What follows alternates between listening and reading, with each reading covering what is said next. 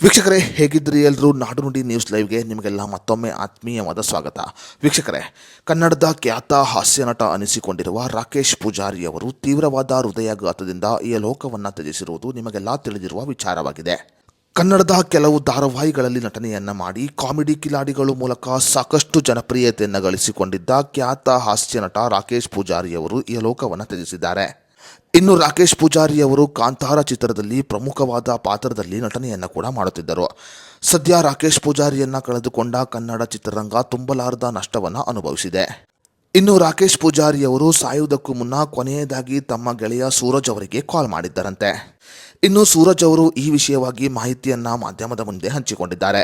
ಹಾಗಾದರೆ ಗೆಳೆಯ ಸೂರಜ್ ಅವರ ಜೊತೆ ರಾಕೇಶ್ ಪೂಜಾರಿ ಕೊನೆಯದಾಗಿ ಮಾತನಾಡಿದ್ದೇನು, ಈ ಕುರಿತಂತೆ ಗೆಳೆಯ ಸೂರಜ್ ಅವರು ಮಾಧ್ಯಮದ ಮುಂದೆ ಹೇಳಿದ್ದೇನು ಅನ್ನೋದರ ಬಗ್ಗೆ ಸಂಪೂರ್ಣ ಮಾಹಿತಿಯನ್ನ ಈ ವಿಡಿಯೋದಲ್ಲಿ ನಾವು ನಿಮಗೆ ತಿಳಿಸಿಕೊಡ್ತೀವಿ. ನೈಟ್ ನನ್ನ ಹತ್ರ ಮಾತಾಡಿದ್ದಾನೆ. ನಾನು ಫೋನ್ ಮಾಡಿದ್ದೀನಿ 10:00 ಅವನಿಗೆ ಫೋನ್ ಮಾಡಿ 17th ಒಂದು ಈವೆಂಟ್ ಇದೆ ರಾಕಿ, ಬರ್ತೀಯಾ, ಬರೋಕ್ಕಾಗತ್ತಾ? ಬರ್ತೀನಿ, ನನಗೆ ಬರಬೇಕು 17 ನನ್ನ ಬೇಗ ಕಳಿಸ್ಬೇಕು ಮಾತ್ರ. ನೈಟ್ 18 ಶೂಟಿಂಗ್ ಇದೆ. ಓಕೆ, ಬೆಂಗಳೂರಲ್ಲೋ ಬೇಗ ಈವೆಂಟ್ ಮುಗಿತದೆ, ನೀನು ಬೇಗ ಹೊರಡ್ಬೋದು, ಬಟ್ ನನಗೆ ಒಂದು ಬೆಳಿಗ್ಗೆವರು ಟೈಮ್ ಕೊಡ್ತೆ. ಬೆಳಿಗ್ಗೆ ನಾನು ನಿಂಗೆ ಪಕ್ಕ ಫೋನ್ ಮಾಡಿ ಹೇಳ್ತೀನಿ. ಹೌದಾ? ಸೊ ಬೆಳಿಗ್ಗೆ ಫೋನ್ ಮಾಡಿ ನಿನ್ನ ಹೆಸರು ನಾನು ಹಾಕಿರ್ತೀನಿ, ಬರ್ತಾನೆ ಅಂತ. ಒಂದು ಆಗಿಲ್ಲ ಅಂದರೆ ಬೇರೆ ಯಾರಾದ್ರೂ ಹಾಕೋತೀನಿ. ಬೆಳಿಗ್ಗೆ ಒಂದು ನೆನಪಲ್ಲಿ ಫೋನ್ ಮಾಡು ಅಂತ ಹೇಳಿದ್ದೀನಿ. ಹೌದು ವೀಕ್ಷಕರೇ, ಕಾಮಿಡಿ ಕಿಲಾಡಿಗಳು ಕಾರ್ಯಕ್ರಮದಲ್ಲಿ ನಟ ರಾಕೇಶ್ ಪೂಜಾರಿ ಅವರ ಜೊತೆ ನಟನೆಯನ್ನ ಮಾಡುತ್ತಿದ್ದ ಸೂರಜ್ ಅವರು ಕೊನೆಯ ಬಾರಿ ರಾಕೇಶ್ ಪೂಜಾರಿ ಅವರಿಗೆ ಕಾಲ್ ಮಾಡಿದ್ದಾರಂತೆ. ರಾಕೇಶ್ ಪೂಜಾರಿ ಅವರು ಸಾಯುವ ಕೆಲವು ಸಮಯಗಳ ಹಿಂದೆ ಸೂರಜ್ ಅವರು ರಾಕೇಶ್ ಪೂಜಾರಿ ಅವರಿಗೆ ಕಾಲ್ ಮಾಡಿ ಸ್ವಲ್ಪ ಸಮಯ ಮಾತನಾಡಿದ್ದರು. ರಾಕೇಶ್ ಪೂಜಾರಿ ಅವರಿಗೆ ಕೊನೆಯದಾಗಿ ಕಾಲ್ ಮಾಡಿದ ಸೂರಜ್ ಅವರು ಒಂದು ಕಾರ್ಯಕ್ರಮವಿದೆ, ಆ ಕಾರ್ಯಕ್ರಮಕ್ಕೆ ನೀನು ಬರಬೇಕು ಎಂದು ರಾಕೇಶ್ ಪೂಜಾರಿ ಅವರನ್ನ ಸೂರಜ್ ಅವರು ಆಹ್ವಾನಿಸಿದ್ದರು.